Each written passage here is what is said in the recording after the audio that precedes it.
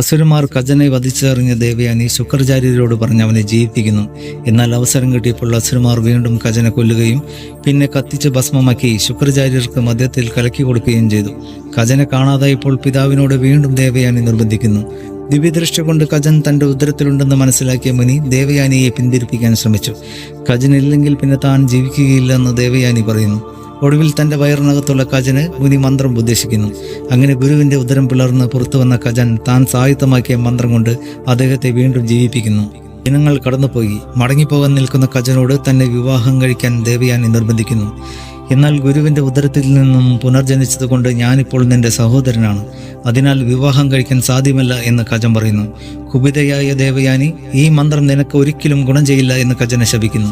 കജൻ പറഞ്ഞു, ഞാൻ ധർമ്മത്തിൻ്റെ പേരിലാണ് നിന്നെ നിരസിച്ചത്, എന്നാൽ നീ വെറും സ്വാർത്ഥതയുടെ പേരിൽ എന്നെ ശപിച്ചു. ഞാനും നിന്നെ ശപിക്കുന്നു, ഒരിക്കലും ഒരു ബ്രാഹ്മണനും നിന്നെ വിവാഹം കഴിക്കുകയില്ല.